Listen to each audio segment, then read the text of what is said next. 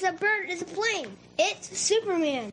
This is Dan Jurgen. This is Jason J. Lewis, the voice of Superman on Justice League Action. This is Mark Wade, writer of Superman Birthright. And you're listening to the Krypton Report.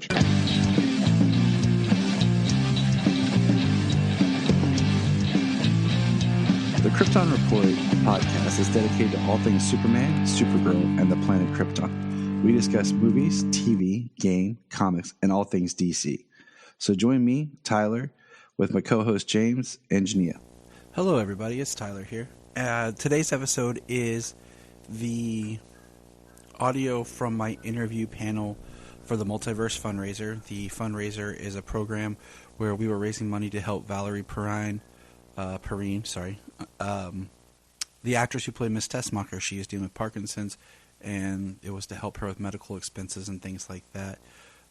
It's still open for another week, so if you check out multiversefundraiser.com, you can see the link to donate. But this is my audio talking with the wonderful, amazing, awesome, fun Sarah Douglas, who played Ursa in Superman 1 and Superman 2.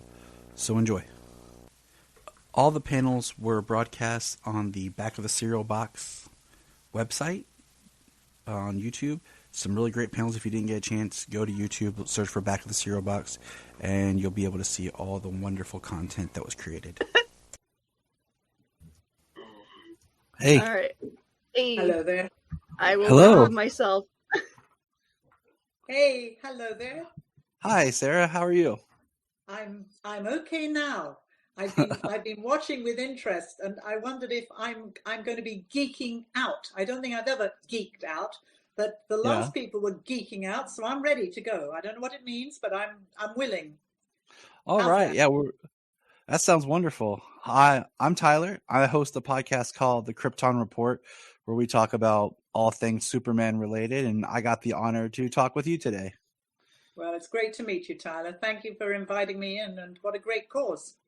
Yes. Yes, it is. I was going to say, I turned my camera, and if you can see, like, it's a little reflected, but you're right over here on my poster for Superman 2 right here. That's what we like to see. Excellent. Excellent. I know. And how many years have you had that poster, or is it a new one? Well, let's see. I want to say my friend, it was about 5 years ago, he got me the whole collection of all 4 actual theatrical Superman posters. So they're all framed and designed right here, and I'm impressed. It's wonderful to have. That's more than I have, believe me. So, like I said, I want to thank you for being here today. Got a few questions from people I talked to and myself, who I was told I was going to get to speak with you today. One thing I wanted to ask you was, I was thinking about, Superman 1 and 2 and how they were filmed. Did you ever get to spend time with Valerie on set or anything like that? Not, you're absolutely right in that we basically were with kind of ships in the night. But of course,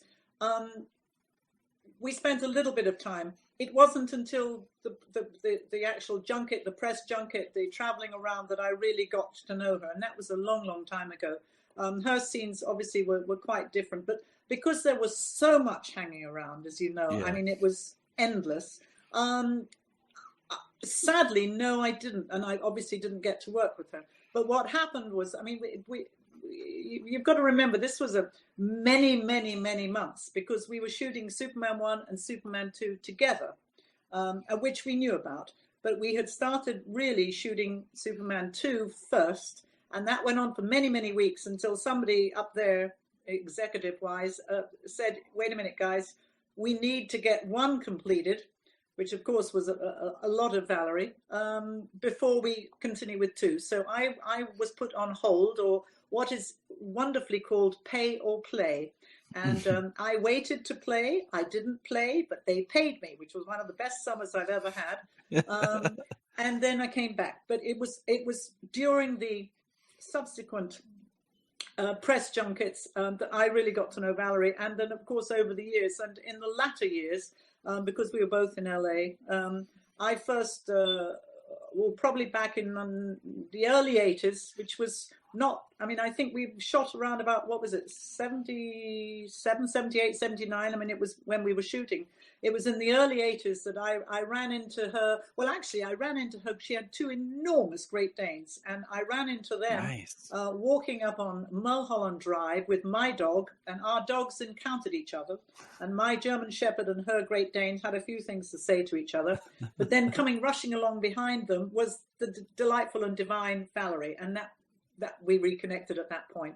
And I was able to visit with her. I was in LA just before Christmas and was able to go over and visit with her, which I do whenever the opportunity arises, because she needs all of our support.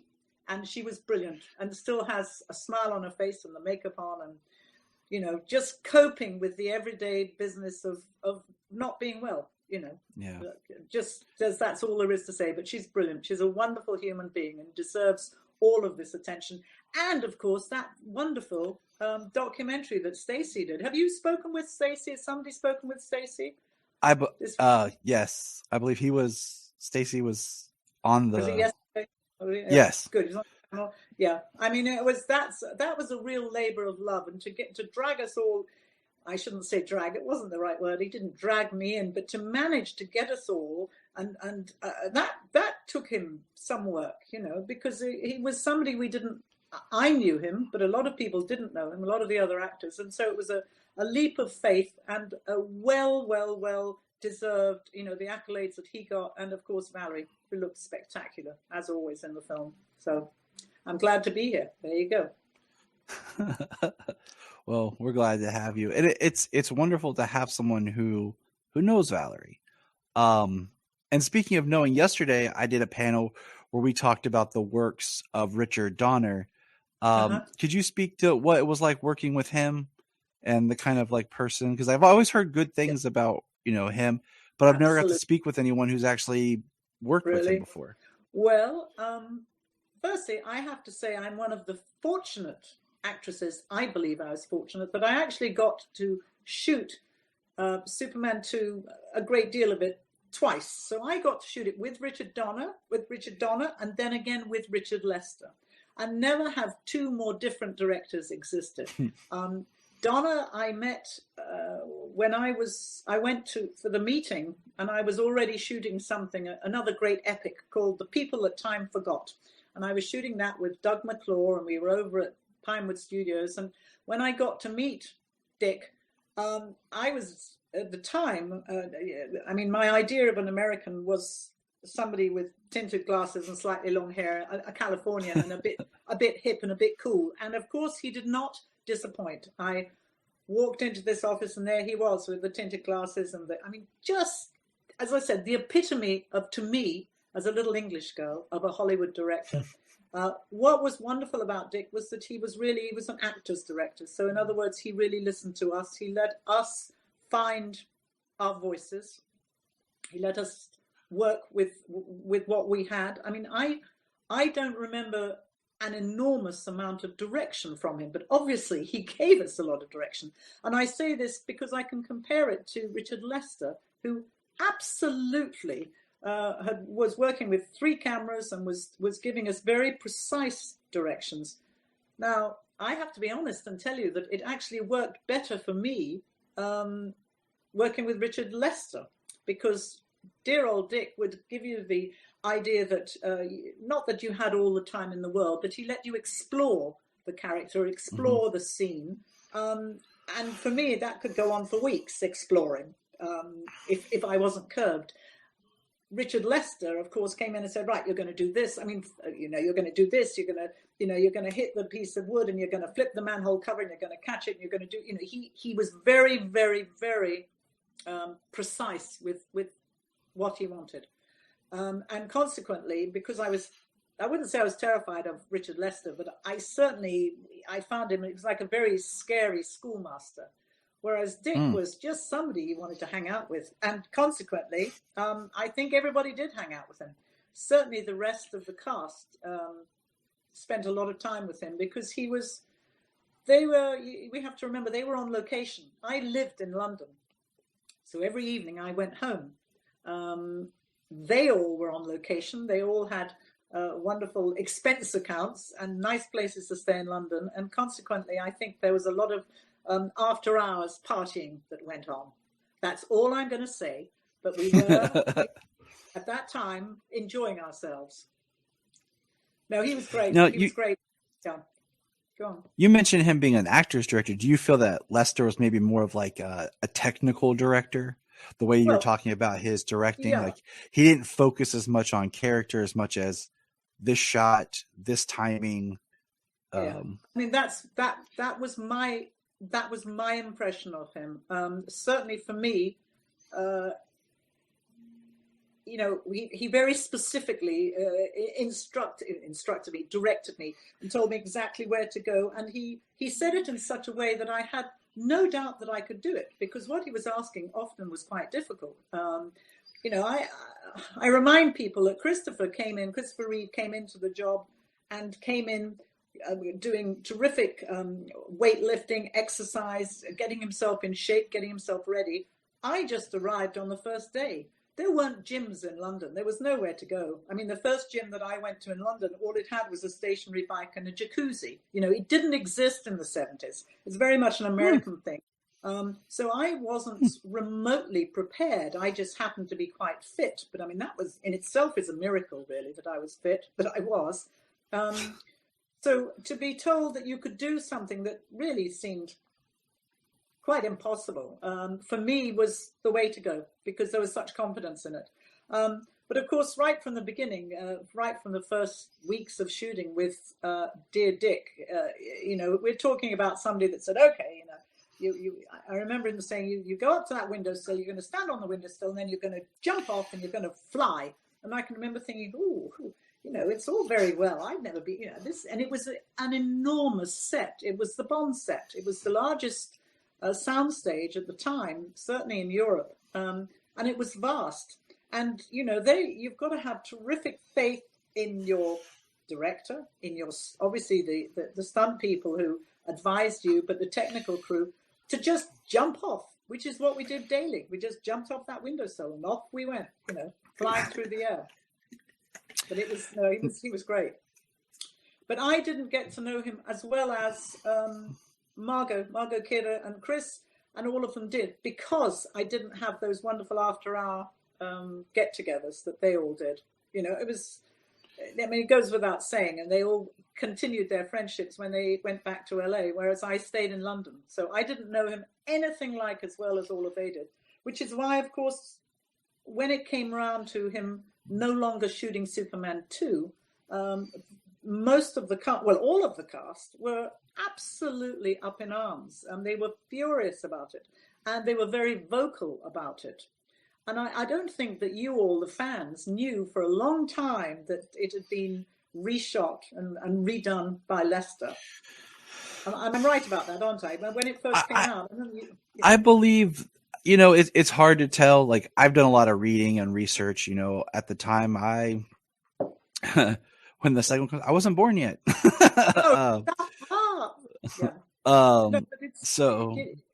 is. But I mean, it was. The others were very, very vocal, which is also, I think, how I came to be the person that did all the publicity for Superman 2. I did the world tour, so I alone went off around the world. Literally around the world over a period of 9 months, because of they opened Superman 2 in a completely different way. Warner's did. So they opened it. Australia, was it Australia first, something like that? Yes, and sort of New Zealand, Australia, and then it slowly but sure England. Then America wasn't until quite a few months later, the following summer. So I was going all over the place opening it, and it had been open there. Then we'd go again. Nowadays they open, I think, in literally 2 regions, don't they? It's sort of all of Asia and then all of Europe or all of the Americas. Back then we were doing a country at a time. So I went off, and part of the Warner Brothers decision making was definitely based on the fact that I didn't have a lot of stories to tell about Dick Donner, Dick Lester, how upset I was.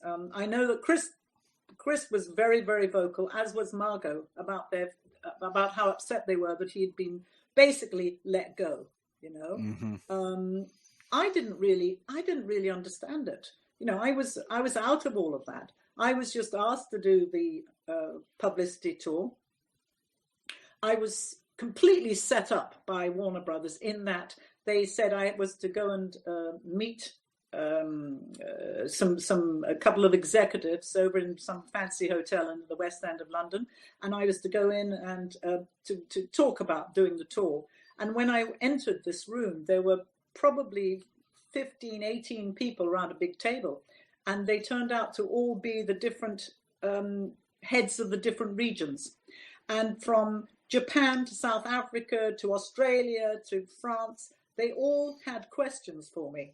And of course, back then you had to be, I mean, Australia was quite chauvinistic. Their remarks were quite different from anything I was used to, compared with Japan, where I was to go to after Australia, who were very, very respectful, and you had to be very careful what you said and very polite what you said. And for instance, in Japan, they edited the scene where I kicked the astronauts between the legs, she said politely. That scene, that was edited out because the Japanese didn't like that, to see a woman doing that to a man, you know, sort of stuff. Interesting. So I was put through a sort of a test. Well, it was a test to see how I could handle this sort of quick fire remarks and, you know, the different sorts of remarks. And certainly in South Africa, you know, because apartheid was going on and everything was, they had a different approach to things there. They needed to be sure that I was going to say the right things, and consequently, I did say the right things in that meeting. And from there, I was then set up to do all the publicity.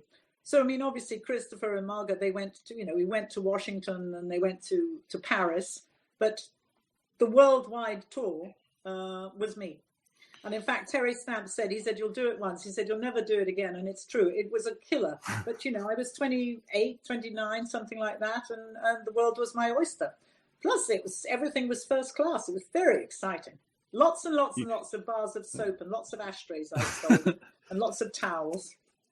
It was you kind of getting back for living in London while everyone was on location, getting to have fun. You're like, it's my turn to be on location. It. And I certainly made up for it, believe me. Yeah. What was the kind of dynamic and friendship that did you build with between Jack and Terrence and yourself, being the, you know, that most all your scenes are together? The three of you there again, you've got two of the most different human beings. Terry had just come from his experiences. He'd been living in India in an ashram for I don't want to get the quote right. I don't want to get this wrong. Whether 7 years or 9 years, but he'd been away for many, many years, living a very different sort of life in an ashram.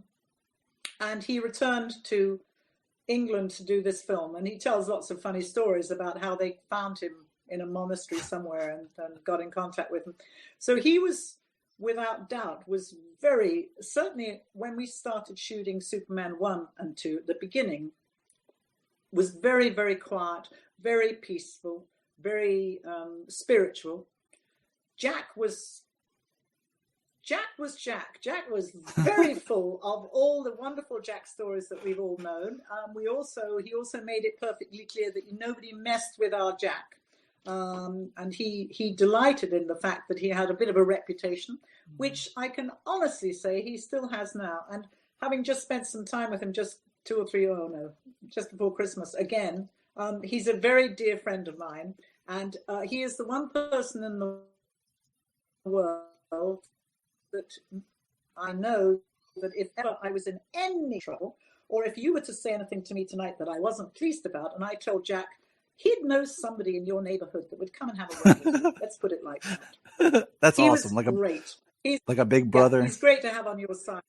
But Terry was, I can remember being fascinated with him because he wore he'd got beads, you know, things around his neck, and he drank mint tea. I'd never met anybody who drank mint tea. But of course, the marvelous thing about him was his stillness. And I'm very fidgety, as you can see. I'm just, you know, I'm never still. And he definitely brought a stillness to our trio. You know, he was able to Well, he was the one, although he doesn't remember it. He was the one that suggested. He one day, right at the very beginning, he said, we are basically aliens. We are different from these Earthlings. We need to find a way to show that we're a little bit different. And it was his suggestion that we moved in a sort of we had a coordinated move. We sort of moved with a fluidity. Now, how we did that, I mean, I look at it now and I go, bloody hell, it's pretty neat, because we just moved smoothly together. We did everything in that sort of wonderful unison. Having said that, he was very naughty. He has, and I think it's common knowledge, has probably had relationships with some of the most beautiful women in the world. And just before we started shooting any sequence, he would come up with a new name. Julie Christie, Julie Shrimpton, all these wonderful names that I was like, whoa. And then he would start to tell you, and then they'd go action, and you'd go, no, what's the rest of the story? He loved winding us up. Jack, meanwhile, had his own sort of stories, which were pretty much the same sort of stories, but with a whole different sort of bench to them. So I had the best time with those guys, and continue to do so, which is wonderful, because we're talking before you were born, as you just kindly told me. Thank you very much. I'll just have a sip more of my Coca-Cola. Hey, that's the best. Yeah, I tell you. So yeah, it was a good time. And Gene Hackman, of course, I was absolutely in love with him. He was just such a regular guy, and I just adored him. And I did spend time. I did hang out with him in the evenings. Was lucky enough to be invited out a few times, and went to the theater with him and different things. And I loved him. Absolutely fabulous. I mean, how lucky was I? I was 27. Brando. I mean, I don't even know if any of the kids today have any idea how staggeringly, enormously fabulous Marlon Brando is and was and is. He to a young actress to be having a scene with Marlon Brando. Oh my God, he had such an aura about him and was just such a presence. So, didn't get much better than that. You're speaking about presence. Can we just say how amazing your presence was? I mean, watching. Oh, you're welcome. I mean, I grew up with, and I tell stories before about how Superman 1 and 2 in my mind as a child kind of existed as one movie. I had, I think, a VHS tape from TV where they played them back to back. So it was years later, so I realized it was two different movies. Oh, wow. But I just remember the scene, like the first scene where they say the Lady Ursa, and like the camera turns and you kind of like step into frame. It's intimidating, as a child watching this, like, especially because, as a kid, a lot of times you don't, I didn't think of like the female villain. You're like, you kind of expected like the big puff male, but you had this presence and this air that was haunting. It was powerful. Thank you. That still resonates now when I watch the films. You can see what you bring. And I mean, definitely you're a lovely person to speak with. It just shows the greatness of the performance. Yeah, I can honestly, I do have to pat my own back, because it doesn't, when I look at it, I can't believe that I managed to pull that off. I'm not aware of trying to have that stillness and that power. Now, I do know that every morning I left for the studio very, very early, and I did have a very long sit in that makeup chair. I had very long hair at the time, way down to here, and every single bit of my hair had to be put up in a wig, and they would put that up, and oh yes, it was a wig, and so that pulled my face up. White makeup, because supervillains don't have freckles. I do, so I had to have white makeup everywhere. My eyebrows were stuck up with glue to lift them up. The boots, the harness, the whole thing, and it still wasn't 8 a.m. And most of the time, by the time I had pulled those boots on, I felt mean. I probably hadn't had as much sleep as I should have had, and it was a daily meanness that came over me, which helped. Plus the those outfits, were so simple and so plain and so powerful. We had no. Somebody asked me the other day about comparing it to one of the latest Supermans, or the latest. I don't even know which ones. I've lost track of them all now. But I remember saying to this person, I said, yeah, but we didn't have weapons. They've all got the gear now and the weapons. The villains when they come along, Feora and different things. I said we were just there, which I think is brilliant. The fact that we had that power and that clout, and that presence. So it is. I can look at it and it's not me, so I can say, okay, yep, that's good, and I'm glad I scared you. Good. Yeah, you have a lot of good comments talking about here your quiet strength, and right here this one when she saw Superman 2 when she was 11, and Valerie, it was amazing. Thank you. That's great. I something I have to say that all these years later, I mean, it takes quite a lot for me on a Sunday evening to sit down and do what I'm doing now. I mean, but when it's Superman, and of course for me it's Valerie, which is to me Superman. The fans, the Superman fandom is extraordinary. I meet people all the time, and of course now I'm meeting people all the time like you that tells me that they weren't born, which I find totally scary to think you weren't born. Sorry, but I'm meeting I'm sorry. You're okay. Meeting all the different generations, and you have to. I don't know whether Americans really understand that in England, back in whenever it was, 77, 78, Superman. I kind of knew who Superman was. Mm-hmm. But he wasn't that big a deal. I'm not sure we had a cartoon. I don't think there was a cartoon on television. I know that at the cinema, when I grew up, there certainly wasn't Superman. I mean, we're talking about, I don't know what we're talking about. We're talking about a Lassie and those sorts of things. But there wasn't Superman. We weren't. We didn't have that wonderful sort of image of Superman that I've later discovered that Americans have. Everybody I know in America that loves Superman has told me some sort of Superman story or something about the strength of Superman, the strength of, the fact that he's the good and all things sort of American, and just when they said Superman to me, I had to sort of go away and kind of get an idea of who he was. I vaguely knew. I knew who Batman was. But it wasn't until I arrived in America I realized how much people embrace Superman, all the different Supermans, and how fabulous is that? I mean, I just think it's, truth, justice, and the American way. I think it's brilliant. And I'm still being spoiled all the time by lovely remarks and kindnesses and thoughtfulnesses, and also lots of stories from grown gentlemen that tell me about being little boys and loving Ursa. My goodness me, they did love Ursa. I'm quite shocked at how much they loved Ursa. Well, some of them.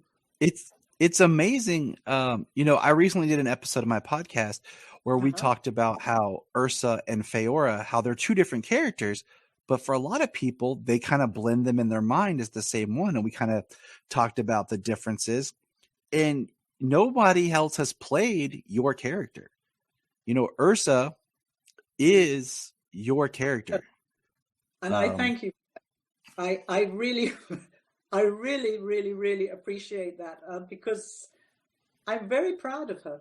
I'm very proud of that whole, certainly Superman 1 and 2, the whole package is, how lucky am I, How lucky am I at my age now to be looking back and to still be able to talk about, I mean, this year I'm off to, to do Superman events because people still want to talk and still want to meet. And obviously Feora comes into it with, periodically people mention it to me, but I do see the comparison, except I don't get it because, like I said, she seems to have weapons, and I just, my Ursa was just there. She was a presence. So, my friend and I, he does a Superman podcast as well called Digging for Kryptonite. We talked about how I would love to see, and like we kind of were creating the story as we went, of Feora and Ursa together, because a lot of times I see Ursa as being more this powerful, and like in the comic book there was one that Richard Donner helped write. Right.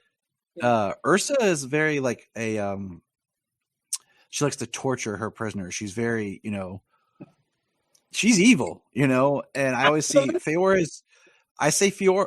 is bad, but like Ursa's more of that. She's like the enforcer, and I would love to see that dynamic of like just two, you know, BA female Kryptonians instead of always separating the two. Let's have them together. Yeah, you know, let's see their power. I know. The only thing is about that is I'd have to step aside for some nubile young thing to play Ursa, and I don't know how well I would take that. You know, that's the only thing. So unless we've got them at, you know, in later life, that might be rather sad though. I don't think I could. We could do it. We could do it in animation, because I know that animation's good. Animation's good. Yes, there you are. Animation's perfect. I think that's a very good idea. I think the fans would love that. I know you did. In my notes here, I was writing like you did do voice work for Mala on Superman the animated series, which Mala was kind of one of those weird characters where they tried to make her. She kind of was an Ursa-esque type character, but it was one of those they made for the series. You worked on Green Lantern, the series, Batman Beyond. So you've kind of hung out in the DC world, like you did Swamp Thing Returns. I was. Oh, I've got a phone going here. So excuse me. Oh no, you're fine. This person off. There we are. I was very. I was disappointed with Green Lantern because I was really. I knew where the story was going with my character, and it was very exciting. And then it got cancelled. But I'm told, and I don't really understand how these things work, that as far as animated goes, that if the movie doesn't do incredibly well and therefore they don't get incredible merchandising, that it doesn't, you know, the animated series just fades away, which is what happened. Because I was ready. I'd got a great storyline that they'd given me. Anyway. There you go. And as far it was as, a really great cartoon. Like I discovered it and watched it with my son. Like it was one of those things I had after he was born, we watched together. Like I had the set, and I wish it had continued because it was very fresh feeling. Yeah, it was a story that hadn't been told. Yeah, I don't know so much about the technical side of things, but I do know that at the time, they were very excited by the animation because they were doing something quite different that they told, you know, they said would be, you know, that people would love, and it would be the first time it had been seen. And, you know, there was a great excitement around it. But anyway, and the other Superman, that character, what was the Superman cartoon animation called? It was The Adventures of Superman. It was Mala. Yeah, and I remember thinking how wonderful I'd got that tiny waist. It's always a surprise afterwards to see the way I thought, oh, okay, I can take that. Yeah, it's now that I've come back and I'm in England, you know, I don't have access so much to the, you know, to all of the animations, to all of the voices, and you know, they haven't. It isn't happening in England, you know. I know we can do them transatlantically and everything else and in a little studio, but I mean, I loved going into the studio in Burbank and wherever and getting together with the other actors, you know, and doing boof and boof and boof and all of that. So it was great fun. It's great fun. Certainly better than having to learn my lines. That's for sure. Just getting to read it. Anything to learn stuff. What was it like coming back and doing your part in Supergirl? Kind of stepping back into a live action super world. Yeah, everybody knows that I was very disappointed because they'd asked me, something else had come up a couple of years before, which I wasn't able to do because I was working. So when that came up, I was really quite excited. But of course they told me about the character and they told me it sounded all good. I didn't see a script. It was shot in Vancouver. I was working on something in England. I had to fly back to LA and then I had a costume fitting and I was thrilled. But then I saw the script. Then I saw that I did nothing, you know, and it was a real shock to me. I thought, God, I've made this terrific effort to get here. And I felt, I mean, I was booked for 1 week's work and I was paid for an episode. So there was no reason for me to think I was not going to be doing something. I was very disappointed to find that I was doing so little. Let's put it like that. You know, I've never really done so little. So I thought, bloody hell, you know, after all this, and I know the fans were very disappointed because you know. It was exciting to see you. It was one of those like, oh, it was like, oh, look. And of course, my wife's like, wait, who? And I'm like, yes. To get the look and everything else, it was a bit of a mystery to me, the whole thing, what exactly I was doing there for, for a whole day. I went to Vancouver for a whole day. It's like, really? I don't know. I was very happy to be there. The fans were the fans were pleased to see me, but they were very disappointed, as was I, because I'd only just got going and suddenly I got zapped and that was me done. But hey, I'll take anything. Now what do I have to work on? There's something they keep saying, oh, that's it, there's a Star Trek, whatever there's a couple of things that they keep saying, you've got to get into that. And I said, well, I'm here, I'm willing, I'm able, there's only so much we can do. And I think it's down to people making these things that are old fans from way back, that Superman fans, because I go onto a show and they go, oh God, I really wanted to meet you because you say, okay, fine. That's absolutely fine. Anything that gets me a little bit of extra work is fine by me. But Supergirl was a disappointment to me because of the lack of opportunity. I was just getting going.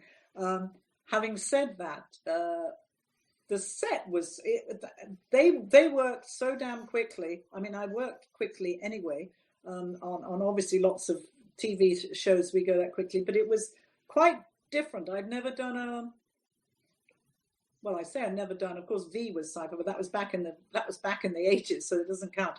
The enormity of the set and the speed that they all worked, and I was slightly in awe of the whole thing. You're on the set, this is it, you get over there, and it was like been and done and gone before I'd even realized I'd arrived, But I guess that's the way they work nowadays. I'm used to sort of a slightly slower approach, but, I was going to bring up, Kristen brought up a great question. I was getting there. Good job, Kristen. I was going to say, my family and I, like, as they came out, every year my wife and I watched the Christmas Prince films, which was delighted to see you when you appeared. And then this year, of course, like with our kids, as they're getting older, we were able to watch them all, and they were able to watch them with us. My son just turned 7, and my daughter's 4. Perfect. And Kristen here asked, do you think there's a hope of a 4th Christmas Prince film? Well, I have to tell you, firstly, we absolutely, the cast, we had the very best time, and I think that comes through. I would say it does. Yeah, we are all, in fact, just earlier on, I was just reading we have our WhatsApp group, all of the cast, we're all in it. We all speak all of the time. We have the very best time, and we really, really were so hopeful that the 4th one was going to be made, but then it was the beginning of lockdown 2 years ago. All of us came up with incredible ideas as to how they could possibly shoot this thing at the beginning of the pandemic. I think now it's got they worked it out, haven't they? I mean, obviously they've worked it out because lots of stuff's being done. We came up with all sorts of things. We had, Christmas Prince on a deserted island somewhere. We'd got it all figured out. Because again, the Christmas Prince sort of franchise, and it's out there, people love it. I would like to think it's going to happen again. I hold the hope. Our lovely Princess Emily, who was a little tiny girl in a wheelchair, is now the most delightfully sexy young woman now. I mean, I look and I go, oh my God, she just looks so gorgeous on her.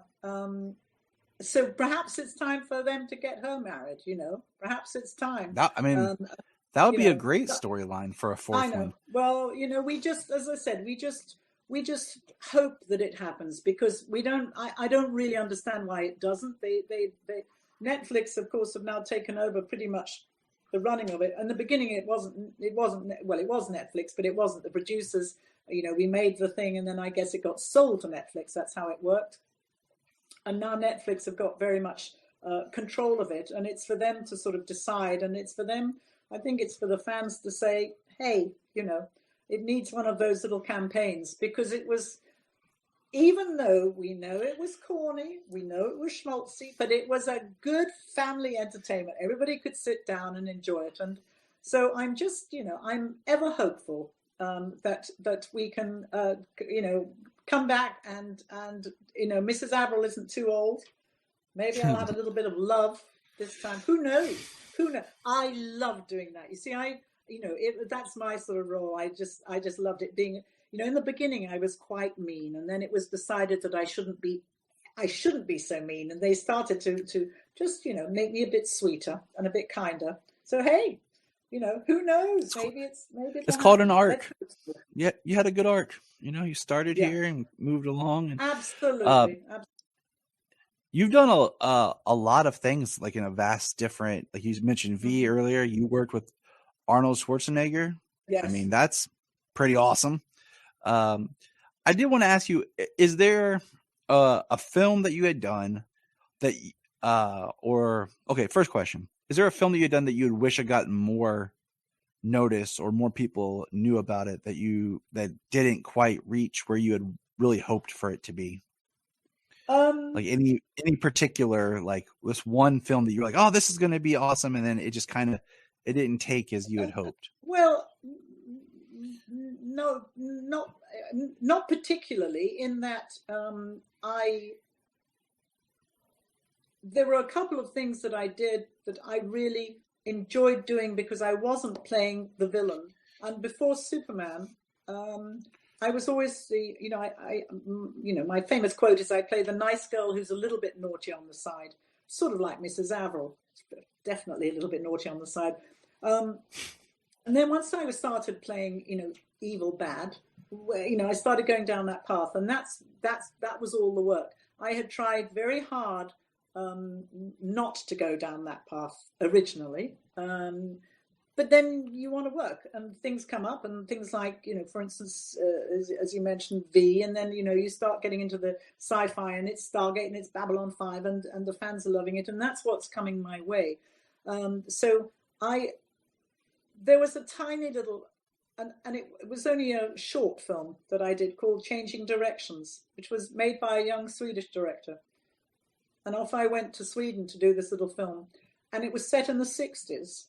And I play a very sympathetic character, and kind of not frumpy at all, but dressed in the 60s clothes, and I certainly wasn't too glamorous, and married to a vicar, and it was just small and sweet, and I long, and I wish they'd hoped that they would do this, and then she would sell it, and then she'd make the big film. I mean, in our dreams, but I long for a really lovely little, no, not little, but a lovely, sympathetic, wonderful role.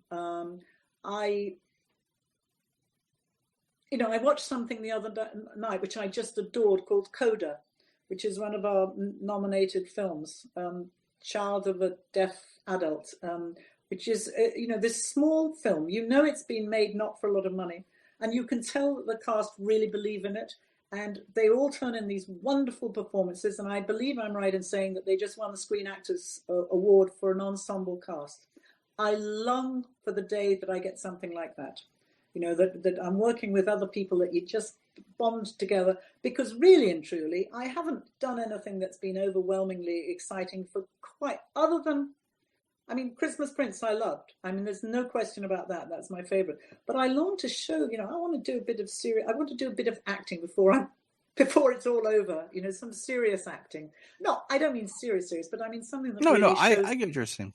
Shows my abilities. And I don't feel, I got a script this week on Monday. And my agent said, there's an offer for this. And I looked at the title and I thought, oh God, it's another, this was another psychological horror thing, nastiness, and I was playing yet again a psychologist who did nasty things to her patients. I want sunshine and bunnies. I want light in my life. I want to feel really proud of something. I remember years ago I did a film on the life of Salvador Dali, and I played his wife, which again didn't get as much attention as it should have got, because it was the most bizarre mishmash of American Spanish money and making it in Bulgaria and being dubbed in this language, and the sound crew didn't speak English, and so it was all a little bit chaotic. However, I was playing a character that I could actually look about. I read about, I learned about Salvador Dali's wife. I was able to do some proper research instead of playing, another evil, wicked queen, basically. Yeah. So, I'm just looking for, I say I'm looking for that. I'm just hoping, I can't off the top of my head remember the name of the film that Terry Stamp did not so many years ago with Vanessa Redgrave. But it was a very moving film about, she had cancer and he was the husband, I believe. And it was what I would consider a small film, small budget, but he wasn't playing the handsome, gorgeous Terence Stamp. He was playing the husband and nursing a wife who was very ill.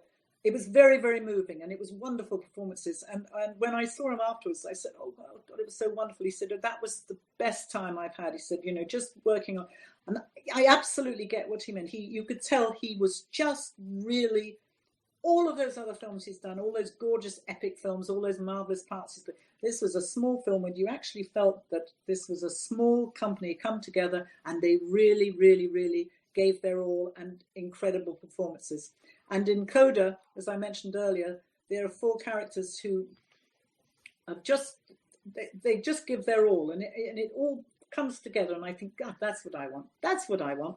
So I'm waiting. Anybody out there, get right. I think it would be just talking with you. I can see the sunshine and bunnies just coming from you. It's like yeah. I mean, you got Pinhold.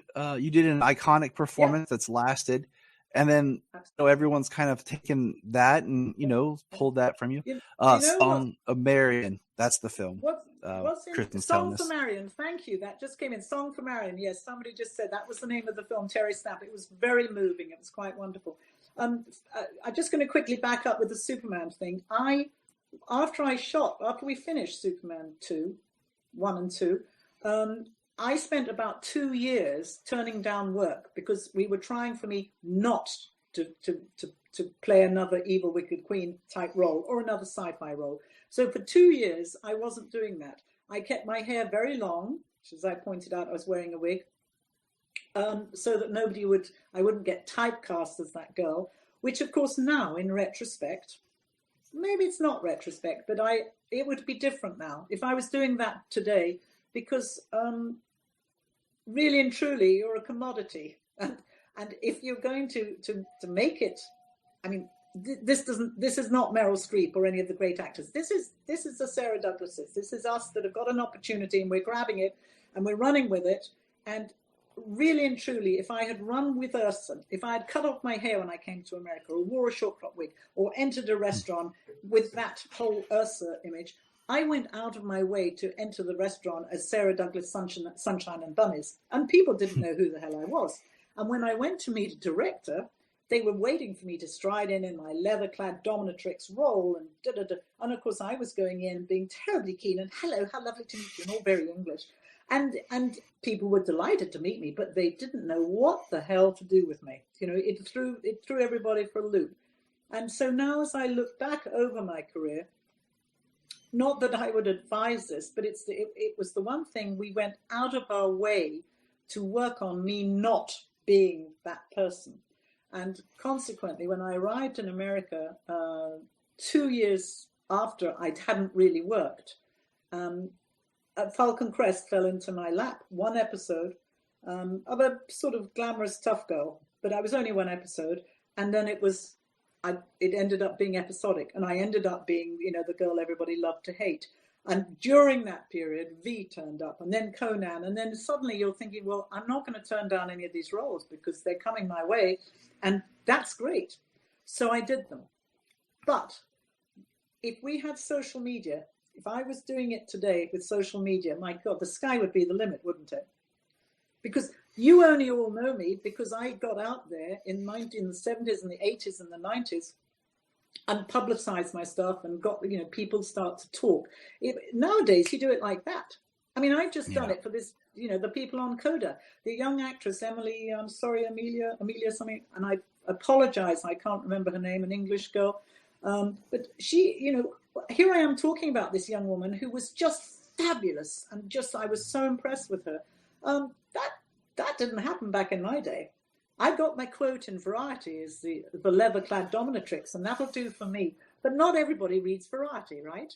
You know? Right. So it's a whole different way of presenting now. And as I said, it's like being a commodity. You sort of pitch yourself as a certain way, and you market yourself, and other people market you. This is what you get now. I'm happier down the bottom of my garden, really, but we won't tell anybody that. We have a question. Do you enjoy voice acting by parts? Yes, I there's there's all sorts of, like I said, when I was in the States, in LA, where I've only just left, but I was living there for 20 years, to go into the studio to do voice acting was an absolute joy, because you're sitting with other actors. That is much more fun than doing it on your own in a booth. Although I got involved with a wonderful podcast called Tara Tremendous, which is one of my favorite things that I'm doing at the moment. I've been doing it for the past couple of years now. And it's just me doing my part. So I'm having to imagine everybody else, which is not so easy, but it's a challenge. It's a challenge, and it's a great challenge. Of course, I'm playing a mean person in it, so it's not that much of a stretch, but maybe she'll get sweet one day. I don't know that I will. So I do enjoy it. Voice acting is great, and I love doing audios, and I've always loved doing audios and reading books. And basically I'm really happy just to still be standing at my old age. I'm just really happy that guys like you are interested enough to want to speak to me and to hear about the good old days. Mind you, if I told you about the good old days, I think we'd be taken off the air, so I better not. They were really good old days. Oh my Lord, were they good? Yeah. I was sitting here thinking, I was sitting here thinking about everything you said about and I think I just kind of drafted a story. Here's my pitch for a movie for you. Okay. You play basically two sisters. That the one sister, the sweet Sunshine and Bunny sister, her husband has passed. And and her sister comes to town, who's more of the mean, the rough sister. And now the two sisters have to reconnect. So it's basically, the story is you get the drama and the smallness of these two sisters who drifted apart for some reason. Maybe they both like the same man. And the one sister won out. And, now you get to show the two sides of your personality and your acting. You get to be the lovely bright. And then you get to also play the mean, and then how the two reconcile together, and it would be this. Get writing. I'm on it. I'll do it. Let me tell you. When I finished Falcon Crest, at the very end of Falcon Crest, I was asked to do a pilot with my old friend Jane Badler, and we were playing sisters in that. Jane Badler, of course, from V. I could not get them to release me from Falcon Crest to do the pilot. But we were playing twins, which would have been great. I don't know that one of us was good and one of us was evil. I'd like to think that I was the good one, but maybe not. I don't know. I'll go with it. Yeah. Kelly anyway, here. That's a great idea. Kelly here says we would love to hear about the good old days. So maybe we'll have to do some sort of a podcast later, so we don't get kicked off the air. There you go. You and Kelly can sit and chat. Oh boy, I tell you, we sat many years ago in Smallville. They had a wonderful event, and Jack and Valerie was there as well. We all flew in from LA, and Jack, I remember we sat at a table, and the mayor and all the dignitaries and everybody around, and of course, we all get together. Valerie's got some good old day stories. Oh boy, has she ever! But we all got together, and we'd had a bit of wine. And we were getting louder and louder, as one does when one's drunk a bit. And of course, we were telling stories, and Jack was telling some of his stories, which are really extraordinary. And Valerie, and I can remember suddenly realizing that the whole room was hushed, because we were all at different tables, as everybody was listening in, as Jack told us the story of two nubile young things that had come to his dressing room, or whatever the hell it was. But when we get together, we have the very best time. And of course, dear Margot, who's no longer with us. I mean, we had a good time. That's all I can say at this stage. But for any of you that were born then, you know what I'm saying. My friend Ryan here asked, do you have a favorite line from Ursa? Well, I do think "Let's just hold hands" is one that I love. I know that people say, go on, oh, Superman. They're always saying, do that one, shout from across the street. But I don't know whether I can tell it. I can tell the story because you'll get it. I was 2, 3, 4, 5 years ago doing a play in the West End. And I went to a coffee bar at 10 o'clock in the morning. And I'm looking very rough, feeling very rough, grabbing a cup of coffee. And the young man in front of me, it's quite common to see people, it was quite common to see people with "Kneel before Zod," which is a line obviously from Superman. People had a T-shirt on and "Kneel before Zod." And it became quite the thing for people to have a T-shirt, which I hadn't yet seen, with "Kneel before Ursa," for those people that loved Ursa and just loved the idea of it. It was a bit of a joke. So this young man went up and got his coffee, and he was quite fey. I remember thinking, and his hands were getting, and he turned around and he had got on his T-shirt, "Kneel before Ursa." And our eyes connected. And as often happens, you see a moment of perhaps recognition, which it usually isn't, but you just don't know. But I saw that look on his, and I looked down at his T-shirt that said "Kneel before Ursa," and I said to him, "Go on then." And he looked at me and, of course, was horrified. And he went, "Pervert!" and shot out of the coffee group. And he obviously thought I was some old lady hitting on him. He had no idea that I had played Ursa.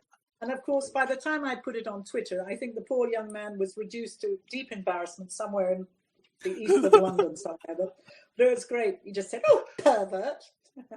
Oh, that's awesome. My favorite, I'll tell my you. favorite Ursa line, I think, speaks to the character's arrogance, is when she is like, they need machines to fly. And I'm like, Yeah, I always love that. People that write in for autographs, and it's amazing. They all want, what kind of a man are you? What kind of a creature are you? They've all got their favorite lines that they want me to write, and that's fine. I'll write anything. I'll write anything they want. You pay your money, you get whatever you want. I'm hoping to be in this. Well, I'm due to be in the States this year, so I'm hoping to be. I'm going to Smallville again without Jack. I think I'm going without Jack, because last time I don't think they let us in. But I think that's in. I want to say that's in June, July, June, or something. And then I'm supposed to be in Knoxville. I've got a couple of places coming up. Actually, I've got 2 or 3 places coming up in the States, so I'll be out there. So anybody that's listening today that can come and say hello, please do. I plan to come and bring the kids this year. Yay! We had planned to go before, but last year we bought a house, and then of course the year before that they didn't have it. So we're planning on this summer, coming to, and that'd be lovely to come, and I'll kneel before her. So you'll know it's me, because I'll show up and be like, I'll have my hat and I'll kneel, and you'll be it's that guy. Yeah, I will look forward to meeting you. That will be my pleasure. Kristen here says, yeah, go ahead. No, I was just reading what he said without my glasses. She said she stepped off the planet. Yeah, the planet Houston. I know. There's some great lines from that. I'm also fascinated with, people keep saying to me, didn't you keep anything from Superman? And the sadness of all of this is, no, why would we? Back then, you didn't think of it. So I'm always amazed when I saw my wig come up on eBay not so long ago, except it wasn't my wig. I think it was a stunt girl's wig. And then, there's a couple of boots that are floating around. But they've got a museum there at Smallville. I think they've got quite a few bits and bobs of mine. But, there wasn't a lot for me to actually take. In fact, I met a guy who, one of those big auction type houses for celebrity auctioneers. And he said to me a few years ago, he said, didn't Marlon Brando give you anything? And I said, no. He said, are you sure he didn't give you like a bracelet or something? So No, I don't think so. And of course, afterwards, somebody said, "You silly thing. You could have said he did, and then you could have sold it for an absolute fortune." I thought, that's terrible. But of course, now I'm thinking about it. Hey, who's to say? So if ever you hear me say, you'll know I'm on hard times. If ever you hear me casually say, "Oh, I've got this little trinket." No, there was. I'll tell you why I say that, because there's a very dear friend of mine, Jim Bowers, who is very good at defending everything that Christopher, his autographs and anything to do with Superman. And one of the things that I discovered years ago, there was a guy going around taking tiny little bits of supposedly Christopher Reeve's cape and putting them in a bit of perspex and saying that it was Chris's cape. And people were paying good money for these things. And it wasn't at all. It's a hell of a business. It's people are very gullible, and I don't like to see that. So it's always something to be aware of. But I mean, Jim is over at Cape Wonder, is very good at authenticizing. That's too big a word for me. But things, and you have to be very careful what you purchase. Don't believe all you see. But I am the real deal. So you got me for free tonight, and hopefully we'll get some money going for Valerie. Yes, let's see. Oh, it's let's almost see where time we're for me to say goodbye. I know, it's horrible. It makes me sad. Hey, Willow. Hey, Sarah, it was a pleasure meeting you, listening to you chat, talk, and I appreciate you being here. I am delighted. Sorry, I had a momentary panic because I am not sort of too au fait with these things, and I got my little MacBook, I got everything all set up, and then it didn't work. But luckily, I had my iPad as well. So here you are, in very small, but nevertheless, I watched earlier on all of you. My goodness me, those fabulous outfits and costumes. That's cosplay, isn't it? Yes. It's just, and tell me something, because I haven't got my glasses on. You don't have a black eye, do you? No. The character that I'm portraying is looks like she's crying. Now so, yeah. Now you've thought it now. Well, I'm relieved. Listen, guys, I wish you all the best. I look forward to meeting you wherever, but it'll happen. I'll be out there. Thank you, Sarah. And thank you, and good luck with your fundraiser here. You're doing a fabulous job, and it's much appreciated, because Valerie is one of the loveliest people on earth, and she needs all the help that we can rally. So thank you. Absolutely. I'm Thank you I'm going to go and have my Sunday supper. Bye-bye All right. now. Enjoy. Bye. Have a good day. Bye-bye. All right, so we're going to close up here for this panel. We have Lacey Clegg on her in the green room. Tyler, much appreciated. Thank you very much for handling Sarah. Oh, you're welcome. It was a pleasure.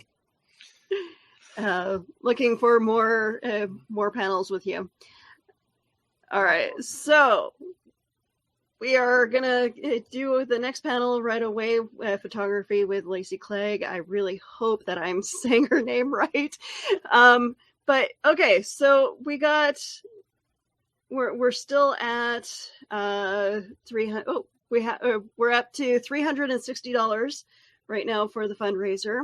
All the great prizes that we're giving away. And I'll play this little blurb. The Multiverse Fundraiser is a benefit for Oscar-nominated actress Valerie Perrine. Ms. Perrine is known for her roles in Superman, Slaughterhouse-5, Lenny, and so many more. We've teamed up with documentary director Stacey Souther to raise money for Valerie's medical expenses and other needs. Every donation and every post share gives you the chance to win super prizes. Go to the website listed for details.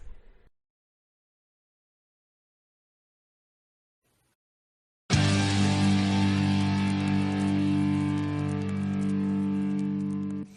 up in the sky. Do you like movies? Of course you do. Do you like comic book movies? Of course you do. Well, our Patreon is launched now. It's $1 a month. That's all we ask. $1 a month to hear great content. And right now, one of the biggest things we're doing on our Patreon is movie commentaries. I am a movie person, and I love to talk about movies.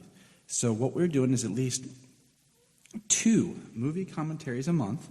You'll hear the wonderful voice of my wife, Jania, more often. and other special shows. Check out our Patreon at kryptonreport.com/Patreon. And all we ask is, hey, $1, it helps us keep the show on. We're not looking to get rich. We just help with the cost of doing this, and it helps a friend out. You loan a friend $1, you probably have $1 lying around the house and change. So check out patreon.com/KryptonReport, sign up for the $1 a month, and send us a message. You can be on the podcast. We can talk about something, anything you want to talk about. You can join us for a movie commentary if you want. So check it out. And if you want to have a good time, keep listening to the Krypton Report. If you're enjoying this podcast, here's some of our favorite podcasts to check out. Digging for Kryptonite, The Aspiring Kryptonian, Superman the Animated Podcast, The Last Sons of Krypton, The Geek of Steel, The All-Star Superfan Podcast, It All Comes Back to Superman, and Superboy Legacy, Supergirl Radio, and of course, always hold on to Smallville. Check all those out, enjoy those supercasts, and remember, keep listening. The Krypton Report is a Tears production. We thank you for listening and enjoying, and please support us on our Patreon account, our TeePublic store, and check out our social media. Always remember to look up in the sky.